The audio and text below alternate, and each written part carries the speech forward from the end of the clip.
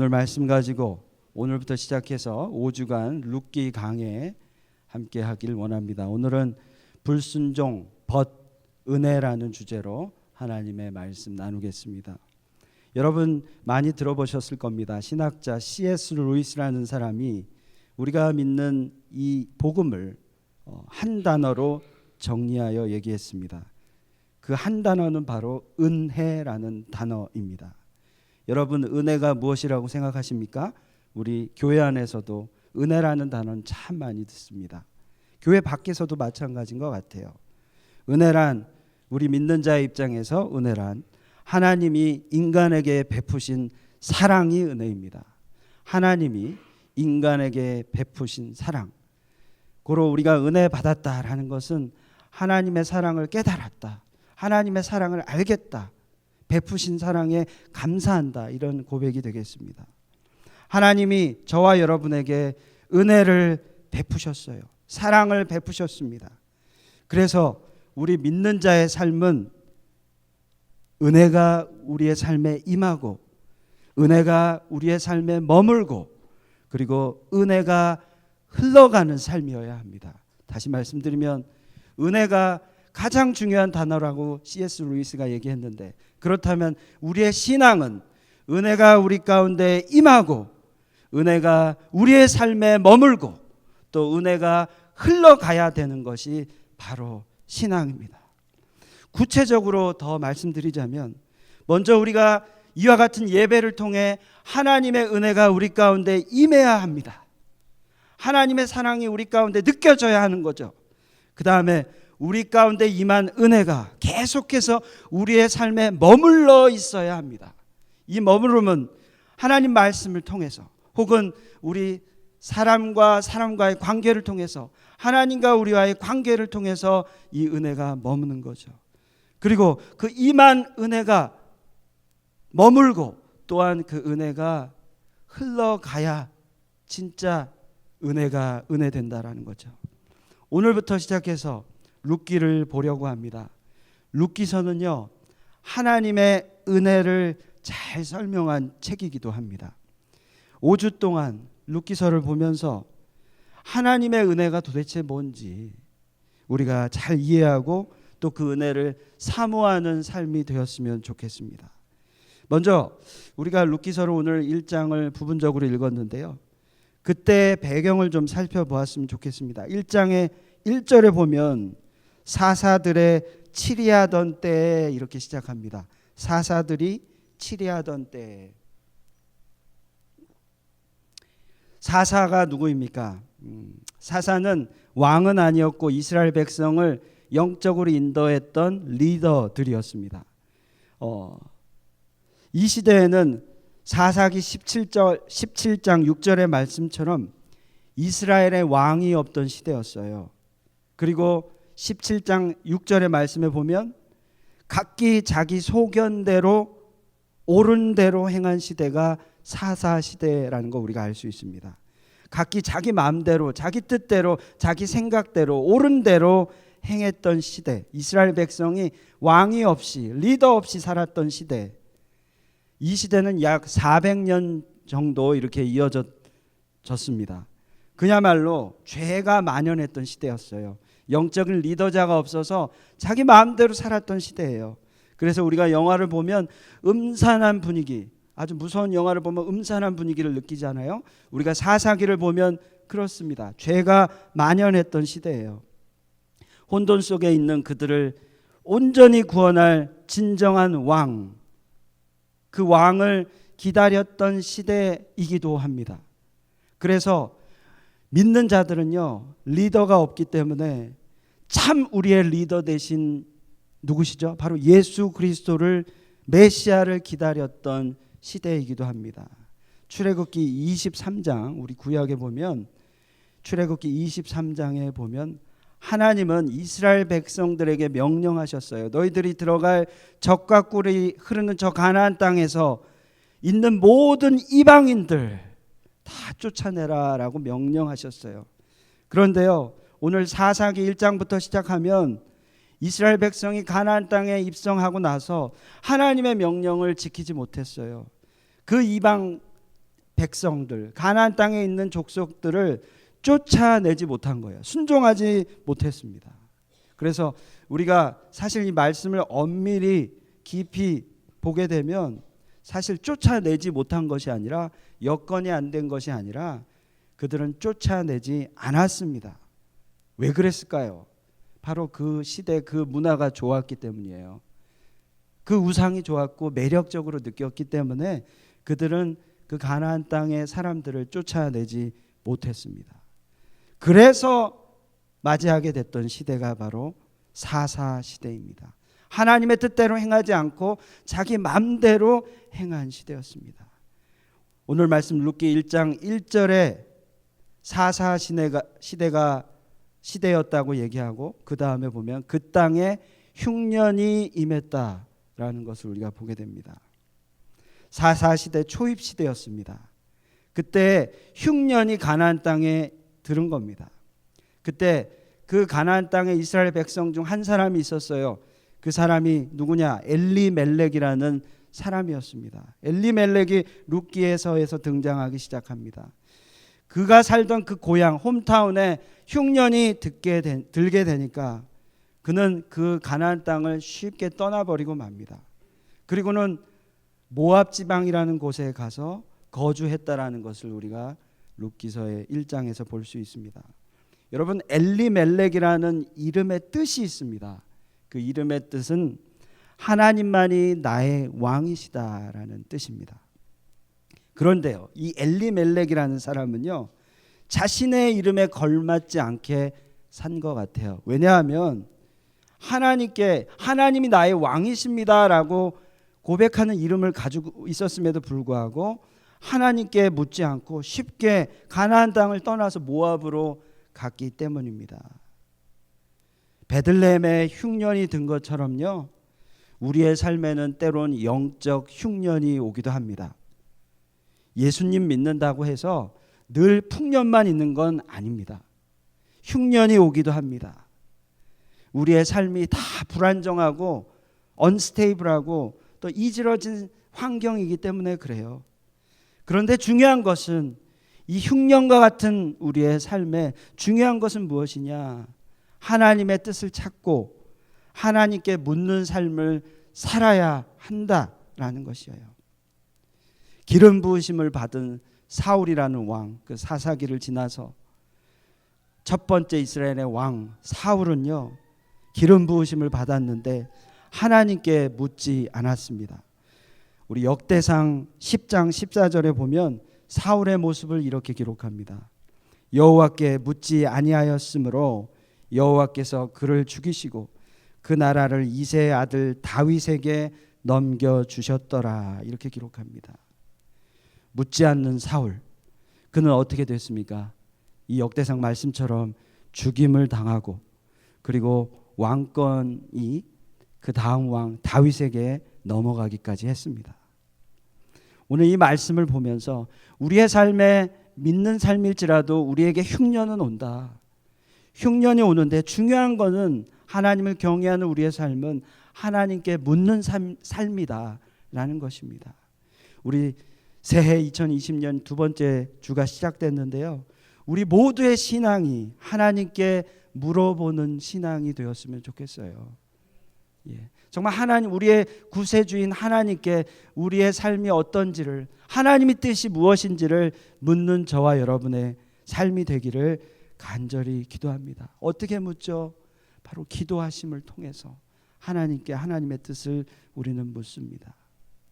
엘리멜렉이라는 사람, 이 사람은 묻지 않고 떠난 그곳은 바로 모압이었습니다. 그곳은 어떤 곳인가요? 이 모압이라는 곳은요, 아브라함의 조카 롯 아시죠? 그 롯이 이제 아브라함을 떠나서 간 곳은 소돔과 고모라라는 곳이었어요. 그곳은 애굽 땅처럼 화려함이 있는 곳이었어요. 그래서 이 롯은요, 하나님이 보내주신 곳으로 생각을 했습니다. 그런데 이 소돔과 고모라, 여러분 잘 아시겠지만 죄악이 만연한 곳이었어요. 그래서 결국엔 하나님의 심판이 있던 곳이었습니다.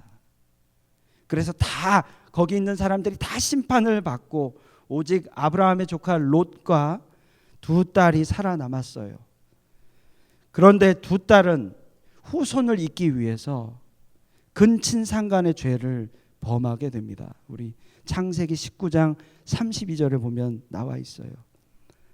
그래서 그 아빠와 함께 근친상간의 죄를 통해서 태어난 첫째 딸의 첫째 아들이 바로 모압이고요. 이 모압 땅은 이 모압을 통해 생겨난 후손의 사람들입니다. 이 말 그대로 그래서 모압은요, 문화적으로 아주 음란한 곳이었습니다. 민수기 25장 1절에서 3절을 보면 우리가 알 수 있는데요. 이 엘리멜렉이라는 이 사람이 이스라엘 땅에 잠시 흉년을 기다리지 못하고 가지 말아야 할 땅, 음란한 땅, 죄악이 만연한 땅, 모압으로 간 것입니다. 예. 엘리멜렉, 제가 아까 말씀드린 대로 하나님만이 나의 왕이십니다라는 뜻을 가지고 있어요. 근데요, 하나님이 당신들의 왕인데 그 사람들은 그 흉년을 버티지 못했어요. 그리고 하나님께 묻지 못했어요. 그냥 흉년을 피하고 싶었던 거죠. 우리의 삶에도 분명히 이런 흉년이 오게 되어 있습니다. 그때 우리가 취해야 할 태도는요, 바로 기다림이라는 것입니다. 기다리고 엎드리고 하나님께 묻는 우리의 삶의 태도가 우리에게 필요합니다. 인간이요, 가장 취약하고 잘 못하는 것이 있다면 바로 기다림이라는 것 같아요. 중요한 결정 앞에서 우리는 늘 기다릴 줄 알아야 되는 것 같습니다. 저와 여러분 모두에게 기다림이라는 시간이 필요합니다. 그런데요, 그 기다림을 온전히 완수하느냐, 이것이 너무나도 중요한 거예요. 제가 과테말라 6개월 기간 동안 과테말라의 사역을 함께 저희 부모님을 섬기면서 저는 하나님의 음성을 듣고 이민교회를 개척해야겠다라고 확신을 갖게 되었어요. 그러다가 이제 6개월 사역을 마치고 저희 아버지께서 갑자기 심근경색으로 한국으로 돌아가시게 되면서 제가 미국으로 다시 돌아왔습니다. 6개월 기간 동안 하나님께서 저에게 교회 개척의 마음을 주셨어요. 말씀을 주셨어요. 근데 미국에 돌아와서 제가 할 수 있었던 건 교회 개척은 할 수 있는 여건이 아니었습니다. 목회를 시작하는 그런 상황이 아니었어요. 그래서 저는 지역교회 부목사로 다시 섬기게 되었습니다. 그런데요, 부목사의 섬김이 너무 길게 느껴지는 거예요. 하나님 저에게 말씀을 주셨어요. 교회를 개척하라. 여호수아 17장 18절의 말씀을 주셨는데 그 3년이라는 기간 지나보면 되게 짧게 느껴지는데 너무 고된 시간이었습니다. LA의 사역을 여러분 아시겠지만 한국과 동일해요. 비슷합니다. 그래서 아주 사역이 치열해요. 신앙이 치열합니다. 예. 그런 시간 동안 하나님 저에게 말씀을 주셨는데 어떻게 해야 될지를 모르겠는 거예요. 예. 긴 시간이었습니다. 그런데 감사하게도 그 긴 시간을 다 포기하고 내려놓지 않고 끝까지 섬기고 기쁨 가운데 교회에 제가 섬겼던 교회에서 기쁨 가운데 저를 보내주었어요. 그 시간을 정말 은혜로 버틴 거죠. 그래서 감사를 드립니다. 저와 여러분의 삶에 다 알 수는 없지만 분명히 기다림이라는 것이 필요합니다. 그때 우리는 잘 기다릴 줄 알아야 합니다. 인생은 하나님의 때를 기다리는 싸움과도 같습니다. 기다리는 것이 곧 믿음이라는 거예요. 진짜 믿음은 하나님의 때를 기다리는 겁니다. 기다리는 동안 우리에게 필요한 것은 바로 기도입니다. 엘리멜렉은 이 기다림에 실패한 거예요. 1절 후반부에 보면 모압 지방에 가서 거류하였는데 이렇게 후반부에 기록합니다. 그리고 2절 후반부에 보면 그들이 모압 지방에 들어가서 거기 살더니 이렇게 또 기록합니다. 그들은 처음에는 잠시 모압에 있으려고 했어요. 그런데 2절 후반부에 되니까 거기 아예 살게 되었다라는 거죠. 처음에는 잠시 머물려는 계획이었는데 나중엔 아예 그 땅에서 뿌리를 내리고 의지를 가지고 살았다라는 뜻입니다. 이게 무슨 말인가요? 자기 뜻대로 자기 마음대로 모압 지방에서 그곳에서의 그 타락한 문화를 즐기면서 살겠다라는 뜻이 있다라는 거죠. 그리고 4절 우리가 읽지는 않았지만 4절 후반부에 보니까 그들이 살다 보니까 10년이나 살았다라는 것을 우리가 알 수 있습니다. 우리가 기다림이라는 것 앞에 혹은 우리의 삶의 중요한 결정 가운데 어떤 결정을 하느냐는 너무나도 중요한 것 같아요. 어떤 삶을 살아가느냐 하나님께 묻고 하나님의 뜻에 따라 그것을 결정하고 나아가는 건 너무 중요하다라는 거예요. 만약에 우리의 뜻대로 하나님께 묻지 않고 우리의 뜻대로 선택한다면 그것은 하나님의 뜻이 아니기 때문에 사단의 조종을 받게 되는 것이죠. 하나님의 뜻이냐 아니면 사단의 뜻이냐 늘 우리는 선택 가운데 있다는 것이죠. 사랑하는 성도 여러분, 여러분의 삶에 지금 선택 앞에 있으시다면 하나님께 묻고 또 하나님의 때를 기다리시는 그런 지혜, 축복이 있기를 소망합니다.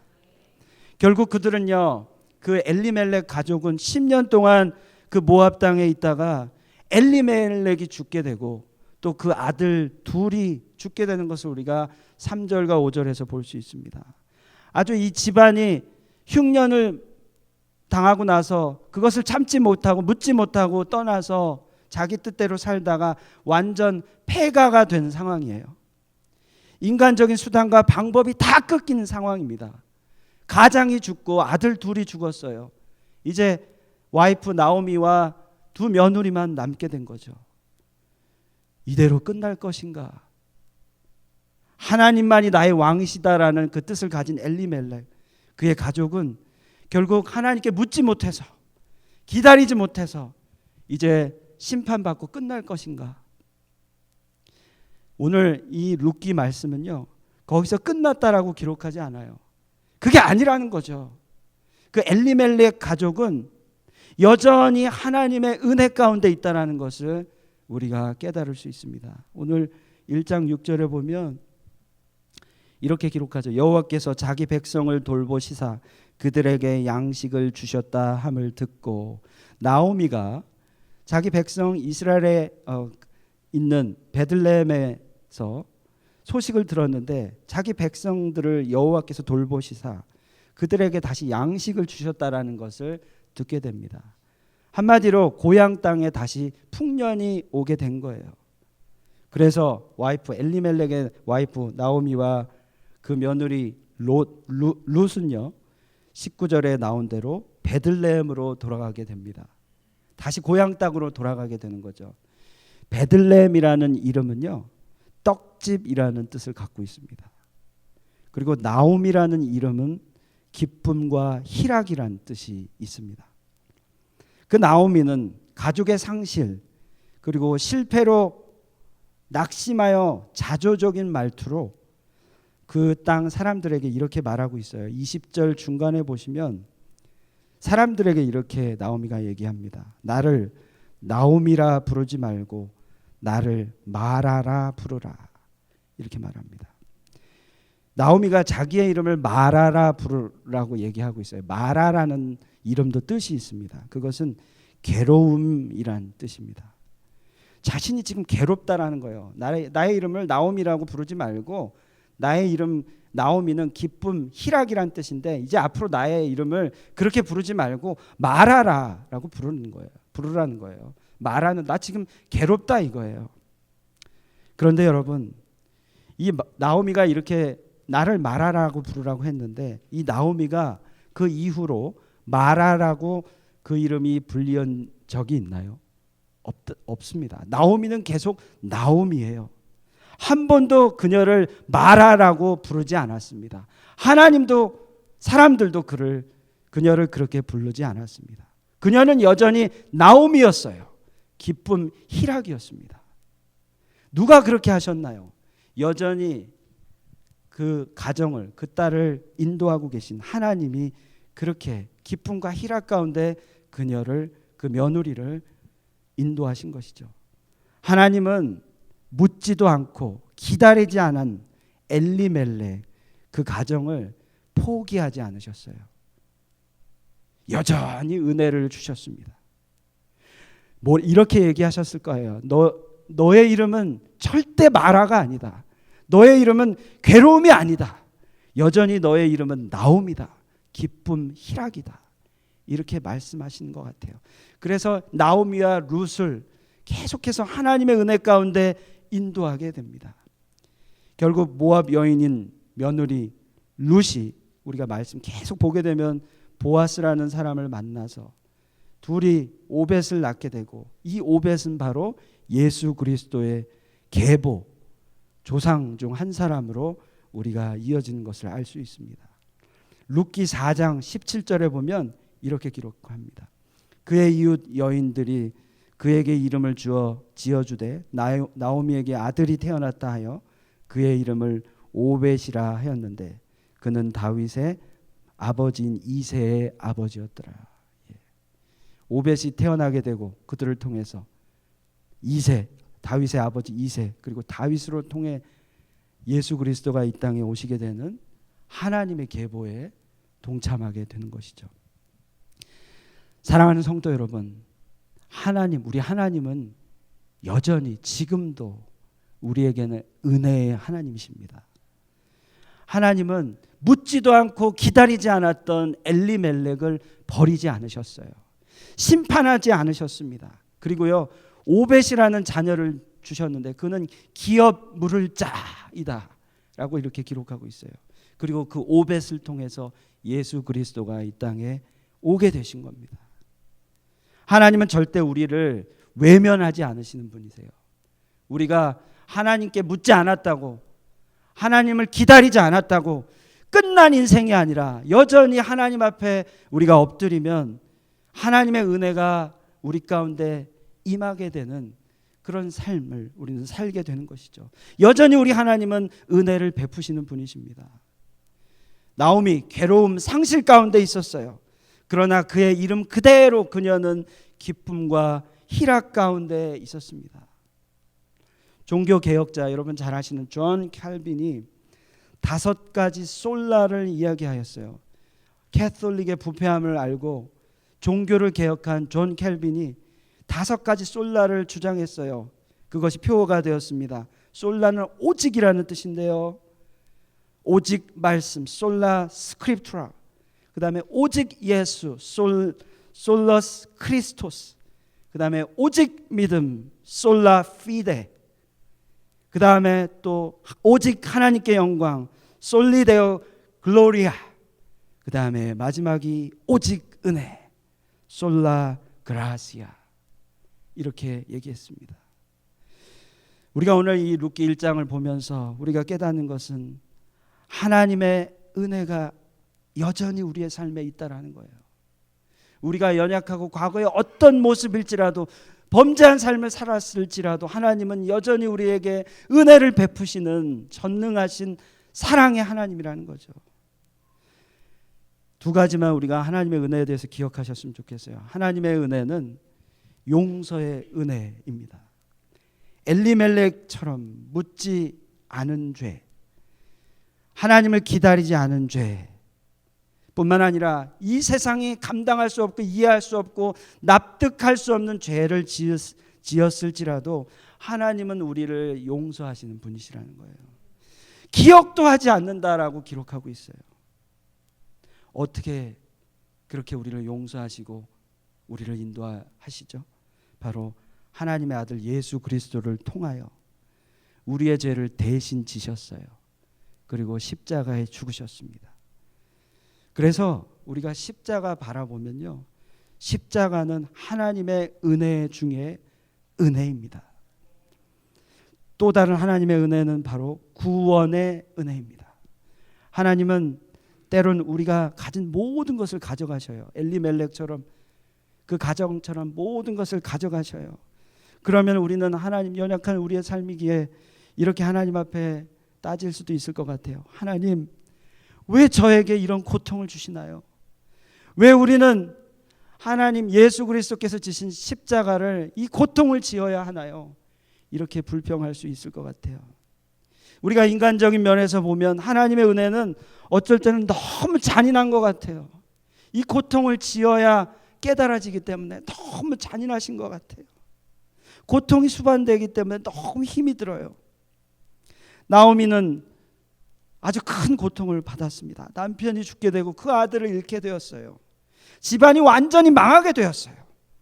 하지만 하나님은 그 고통을 고통으로 끝내지 않으셨습니다. 하나님은 그녀를 그리고 그녀의 가정을 인류 구원의 통로로 삼으셨습니다. 하나님은 우리에게 이 십자가의 은혜를 가르쳐 주시기 위해 할 수 있는, 우리가 우리의 힘으로 할 수 있는 것을 때로는 다 끊어버리세요. 그리고 우리가 십자가 앞에 나아가도록 인도하십니다. 그래서 십자가를 통해서 우리는 생명을 얻게 돼요. 영원한 영생을 얻게 돼요. 그리고 십자가를 통해서 정말 은혜가 은혜 되기 시작합니다. 우리 고통 속에 있다고, 우리 상실 속에 있다고 낭망하지 말길 바랍니다. 여전히 엘리멜렉에게 임했던, 나오미에게 임했던 그 은혜가 저와 여러분에게 있습니다. 기억하십시오. 하나님은 십자가를 통해서 저와 여러분을 구원하셨어요. 저와 여러분을 아들 삼으시고 딸 삼으셨습니다. 그리고 지금 은혜 가운데 우리를 붙드시고 계십니다. 저는 좀 남자인데도 불구하고 좀 눈물이 많습니다. 예. 근데 제가 여러 눈물을 흘렸던 것 중에 기억이 남는 눈물이 있다면 그것은 바로 십자가의 은혜를 깨달았을 때 같아요. 하나님께서 저를 목회자로 부르셨어요. 그런데요, 목회자로 서기엔 제가 너무 나약한 거예요. 너무 연약한 거예요. 너무 부패한 거예요. 하나님 앞에 쓸 자격이 아무것도 없는 거예요. 내가 주인 되어 살았던, 여전히 내가 주인 되어 살았던 저의 모습이 부끄러워 하나님 앞에 울었습니다. 내 힘으로 다 할 수 있을 거라고 생각한 저의 교만 때문에 울었어요. 아무것도 사실은 할 수 있을 거라고 생각하지만 제대로 하는 건 없는 그런 저의 부끄러운 모습 때문에 저는 울었습니다. 그리고 정녕 나를 위해서 하나님이 나를 구원하시기 위해 십자가를 선택하셨음에 감사하고 죄송해서 하나님 앞에 울었습니다. 사랑하는 성도 여러분, 우리 앞에 용서하신 십자가가 있습니다. 저 십자가는 하나님의 은혜입니다. 그 은혜를 붙드시고 그 은혜 가운데 살아가시는 저와 여러분 되기를 바랍니다. 찬양 중에 오직 주의 은혜로라는 찬양이 있습니다.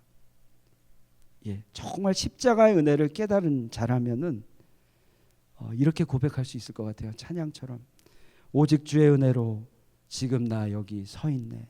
한없는 경배, 한없는 찬양, 내 영혼 예배드리네. 나를 위해 이 땅에 오신 주의 그 은혜, 십자가 고통 이기신 주님, 그 은혜 어찌 잊으리. 주 은혜 날 채우시네. 주 은혜 보게 하시네. 살아가는 동안 오직 은혜로 살리. 십자가의 은혜로. 오늘 룻기 첫 번째 시간으로 우리가 하나님 은혜에 대해서 우리가 함께 나누었습니다. 우리를 용서하신 그 은혜, 그리고 우리를 구원하신 은혜로 말미암아 이 고난의 시간에 삶을 사시는 저와 여러분 있다면 그 고난이 더 이상 고난되지 않음을 기억하시고 그 고난은 결국 하나님의 은혜로 바뀔 것이다 하는 그 확신과 믿음 가지고 올 한 해 승리하시는 그런 역사가 있기를 바랍니다.